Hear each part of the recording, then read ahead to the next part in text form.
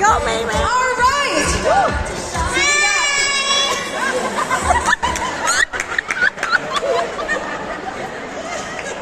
Hello!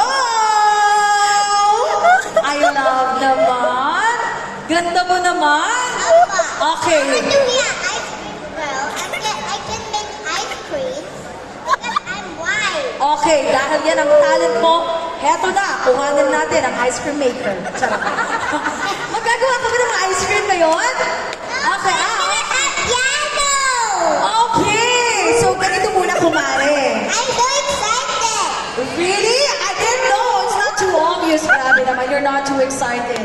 Okay, but I think you should introduce yourself first because I haven't introduced you first, so tell them your name, please. Hi, everybody. Say it. Hi, everybody. My name. My name is Felicity May Natividad. Natividad. Yes, Felicity. What is your nickname? How do you want me to call you? Felicitas. Sabi ko sa inyo eh. Siya, kahapon niya sabi niya, I'm named Felicitas.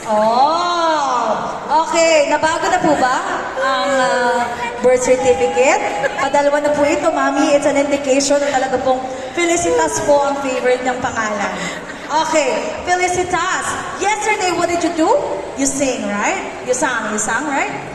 I play piano, you are my sunshine, and I sing.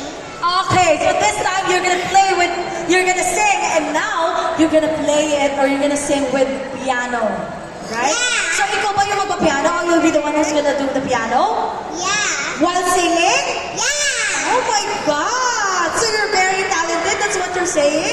Yeah. Okay, so how old are you muna, Felicitas? 5. You're 5 years old. Sige, before your performance, let's hear it from Ate Audrey. We're gonna ask you a question. Go, Ate Audrey! Hi, Felicitas. Hi. What's your favorite ice cream? Oh my gosh, I like strawberries. Oh my gosh, really, girl? I like strawberry ice creams like Mickey. Oh my gosh! The Sprocky one. The Sprunky one! Aside from strawberry, what is that your favorite? Oh my gosh. Yeah. What flavor? Aside from strawberry? About strawberry, so yummy. Yeah, so ano siya, very loyal siya sa strawberry. So now, are you ready for your talent? Yeah. Yay! Do you want me to hold this, please? I'm gonna hold this for you, okay? Okay. While you're playing the piano. All right, ladies and gentlemen, let's